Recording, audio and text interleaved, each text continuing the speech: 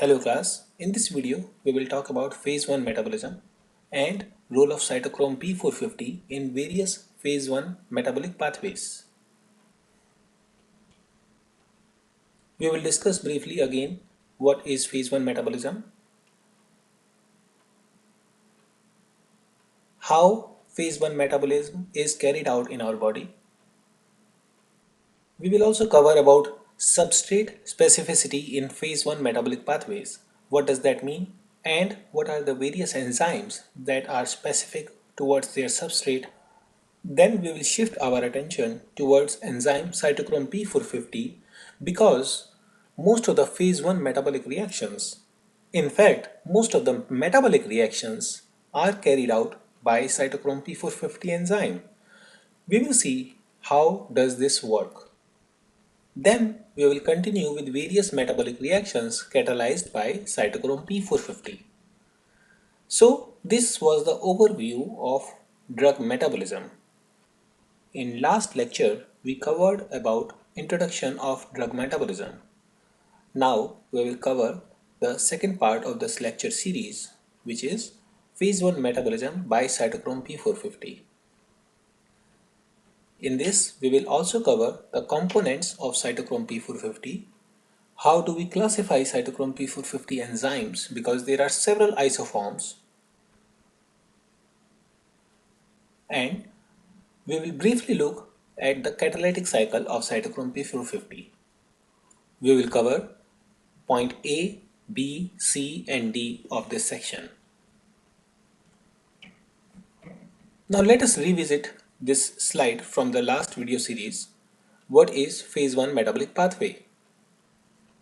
Phase 1 involves either the introduction of polar functional groups or transformation of other functional groups into more polar functional groups so that xenobiotics become more water soluble, and this is carried out by either adding or exposing hydroxyls, amines or thiols, including various other functional groups.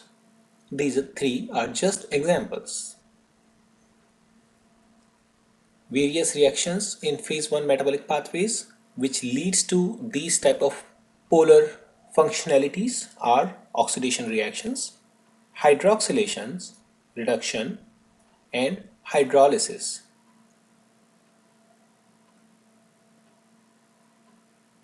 Among various drug metabolic pathways, most of the reactions are catalyzed by cytochrome P450 enzyme, which is an oxidase enzyme.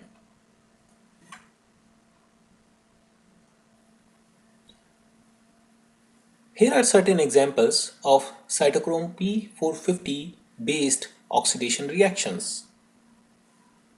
We already covered this example in our last video, that alkanes can be converted into alcohols and carboxylic acid as action of cytochrome P450 oxidation reactions. Similarly, aromatic hydroxylation leads to the conversion into phenols. Amine-based drugs could undergo N-dealkylation when these molecules are oxidized in presence of cytochrome P450 at the carbon adjacent to the amino group. Similar to amine-based drugs, the oxygen-containing compounds could undergo similar O-dealkylation.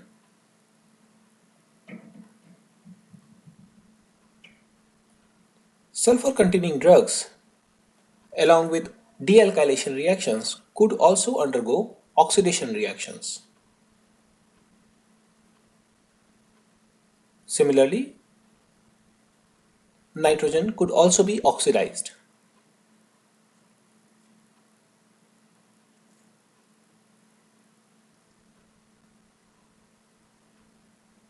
Certain sulfur-containing drugs could end up getting oxidized in such way that sulfur is removed and oxygen is introduced. Drugs with double bonds are oxidized in such way that oxygen is introduced to form an epoxide. Now this slide shows various reactions which are independent of cytochrome P450, but these are still phase 1 metabolic pathways. In first example, you see the conversion of alcohol to an aldehyde. This is simply an oxidation reaction which ultimately continues to form a carboxylic acid. Similar to cytochrome P450, other enzymes could also lead to the removal of amino group, leading to the oxidation of amine-based compounds. This process is known as oxidative deamination reaction. In this third example, you see the decarboxylation reaction in which carboxylic groups are oxidized in such way that carbon dioxide is released that leads to the formation of alcohols. Apart from oxidation, reduction and hydrolysis are also part of phase 1 metabolic pathways. Nitro group could be reduced to form an amine because amines are more hydrophilic than nitros. Halogenated compounds could undergo dehalogenation reactions. And finally, ketone could also be reduced to form alcohols because alcohols are more hydrophilic than ketones. So summary from these two slides to remember by is that oxidation is the most common reaction in various drug metabolic pathways. And most of the drugs are metabolized through cytochrome P450 enzyme.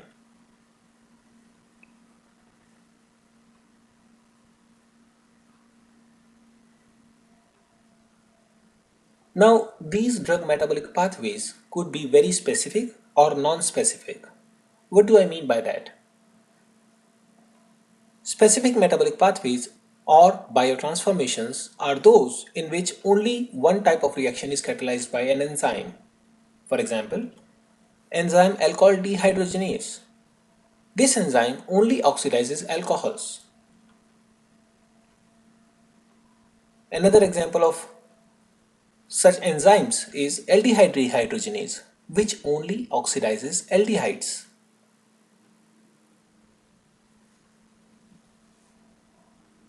Another example of very important enzyme, you will see this enzyme over and over again, and I will pay attention to this enzyme, is monoamino oxidase.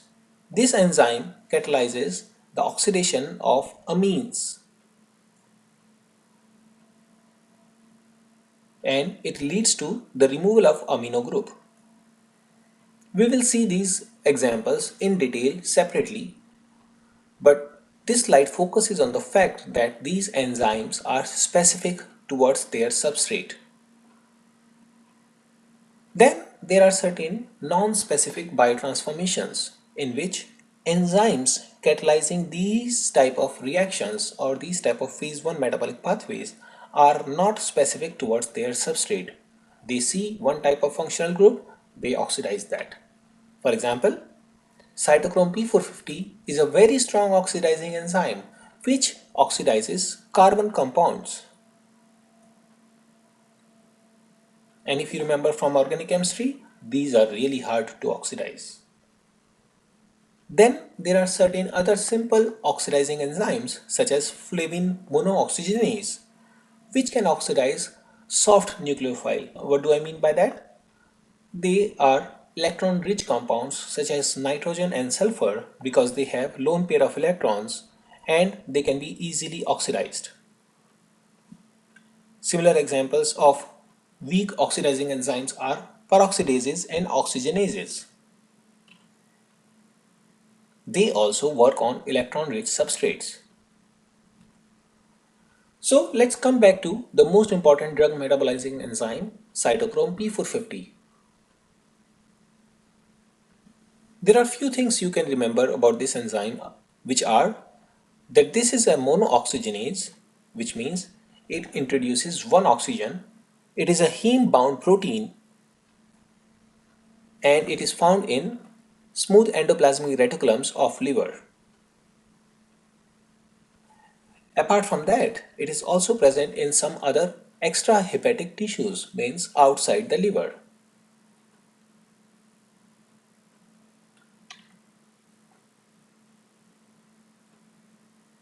Cytochrome P450 is also known as microsomal enzyme and is involved in oxidation of most of the drugs. Basically, cytochrome P450 is an enzyme system which transports electrons and it oxidizes various endogenous substrates and exogenous substrates. What are endogenous substrates? Those which are already present in our body, such as steroids, fatty acids, prostaglandins, bile acids. These are endogenous substrates. They are always present in the body. These are naturally occurring substrates of cytochrome P450. On the other hand, exogenous substances such as xenobiotics are the foreign entities which are oxidized by cytochrome P450. So as we learned here that cytochrome P450 is a heme bound protein. Heme contains this type of ring system which is known as porphyrin ring system. So let's start with that. This is a very important part of cytochrome P450 enzyme because through this ring system, iron is coordinated with the protein. And this iron is the key portion of cytochrome P450 because it accepts the electrons and then it transports those electrons during the process of drug metabolism. You will notice that in this porphyrin ring there is this complex system. These are four pyrrole rings which are connected with each other through an aromatic carbon bridge. This makes all this ring system a flat aromatic system and is ideal for coordinating with metal ions. In this case, cytochrome P450 contains iron. Both iron and porphyrin combines together to form a heme part of cytochrome P450. In this heme system, iron coordinates with 6 atoms, 4 with the porphyrin ring. You can see here, and one above the plane with the proteins of cytochrome P450 and one with water which is below the plane.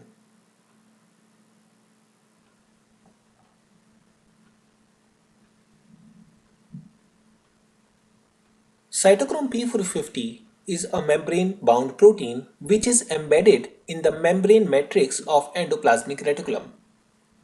It has three components. One we already learned, the porphyrin containing heme protein, which is involved in transfer of electrons. It takes electrons from NADPH and transfer them to the molecular oxygen. Then second part is NADPH cytochrome P450 reductase. This also plays an important role in transferring electrons from NADPH to cytochrome P450. And third component of cytochrome P450 is phosphatidylcholine. It is a phospholipid and again it also helps transfer the electron but between the reductase enzyme to the porphyrin ring system of cytochrome P450. Together all these three components facilitate transfer of electrons from NADPH to oxygen, and then the reduced oxygen can bind with the drug. With help of all these three components, drug is oxidized. We will go into detail of all these three components and the catalytic cycle of cytochrome P450 later. In general cases, cytochrome P450 isoforms or different forms of cytochrome P450 are represented like this, in which CYP is followed by a number, a letter and another number. There are total 57 genes in humans which produce 18 families of cytochrome P450 drug metabolizing enzymes in our body. All these enzymes are responsible for various non-specific oxidations of xenobiotics and endogenous substrates. The number following CYP designate the family number, which is unique for one of these 18 families. Then, this number is followed by a letter denoting the subfamilies, and finally, that letter is followed by another number representing the individual gene in that subfamily. Through this, you will go through various forms of cytochrome P450 enzymes. However, this nomenclature is not classified based on its functions, but it is just the representation of the sequence-based classification. What does that mean? That means that not all cytochrome P450 enzymes in one family, let's say in this case family 1, will have similar functions. In family 1, these enzymes will be catalyzing various different type of reactions. So they are not classified based on its function but based on their sequence.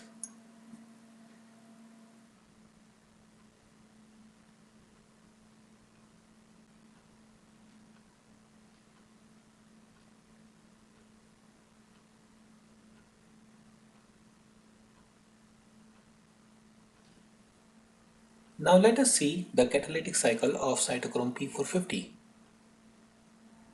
This is a very complex slide, so don't get confused. We will pay attention to what we want to learn. Out of those three components which we learned earlier, you see two of them here, which is NADPH cytochrome P450 reductase and the heme part of cytochrome P450s.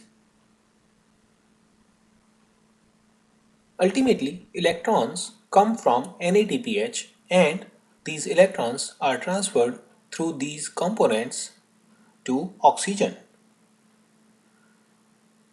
So, first of all, electrons are transferred from NADPH to the flavoprotein of the reductase enzyme. These electrons are then transferred to the ferric iron of the heme protein. You will notice that before electrons are transferred, drug is already attached with this cytochrome P450 porphyrin system.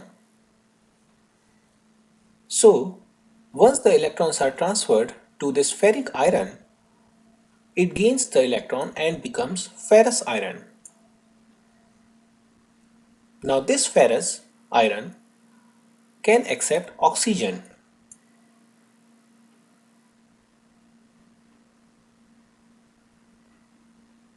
At this point, this complex accepts the second electron.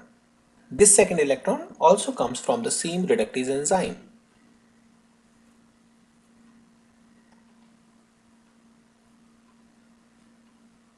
Both these electrons through this iron in the heme protein are transferred to the oxygen.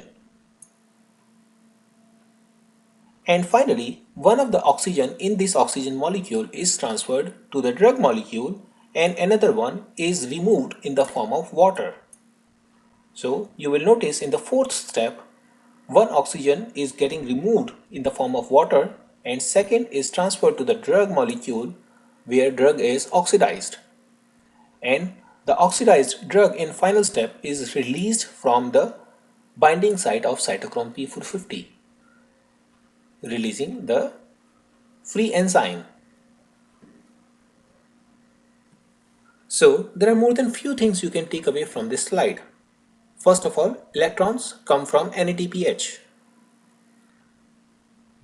Second thing, before electrons could be transferred to the enzyme cytochrome P450, drug must be conjugated with this enzyme, without which electrons cannot be transferred.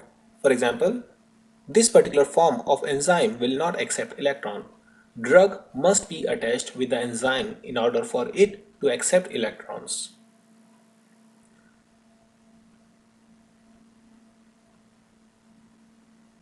Third thing for you to remember is that ultimately 2 electrons and 1 oxygen molecule are transferred to the drug cytochrome P450 complex. And the fourth important thing, to remember is that after this, one oxygen is released in the form of water and one oxygen binds with drug, producing the oxidized form of the drug.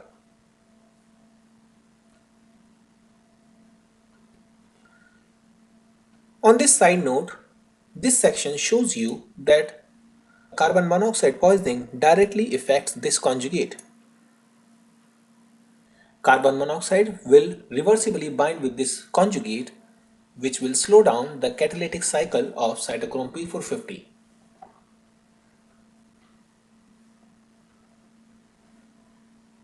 So, from this slide, I would like you to pay attention to all these 4 points.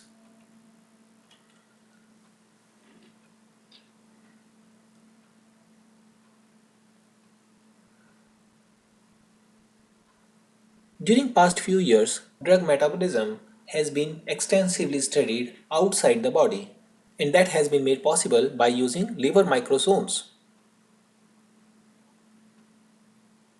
As we know that cytochrome P450 is a microsomal enzyme, we should understand what does that mean.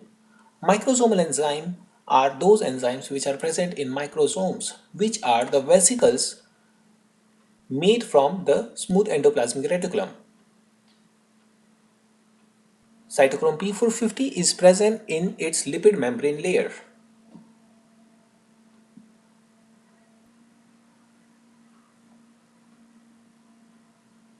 Good thing about these microsomes, which also makes the study of drug metabolism outside the body, is that these can be pulled out of the cell, and as long as we maintain its environment, these functions will remain stable.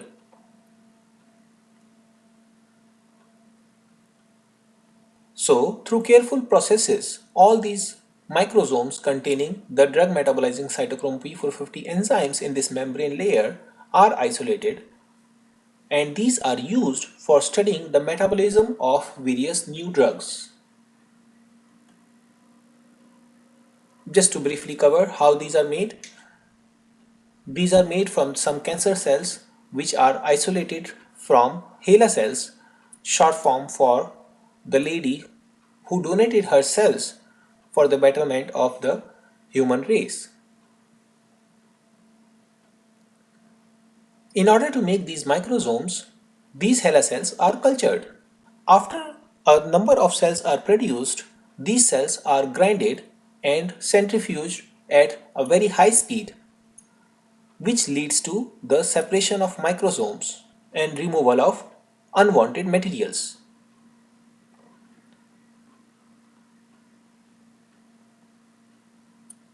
These microsomes are then used for various metabolic studies. So what did we learn in this video? We understood about the phase 1 metabolic pathways.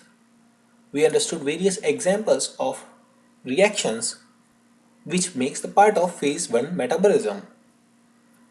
We also understood that there are various specific and non-specific metabolizing enzymes which carry out phase 1 metabolism. That means certain enzymes will be specific for their substrates, whereas other will be non-specific. We also understood that cytochrome P450 is a non-specific drug metabolizing enzyme. We learned the components of cytochrome P450. We learned that it is present in smooth endoplasmic reticulum and it is a membrane-bound microsomal enzyme. What this does is it transfers electrons to the oxygen atom and these xenobiotics are oxidized. We also briefly learned that cytochrome P450 enzyme can be isolated in the form of microsomes and used for various research processes of understanding how new drugs can be metabolized. In next series of lecture, we will continue with cytochrome P450. We will understand how cytochrome P450 is induced or inhibited in various situations.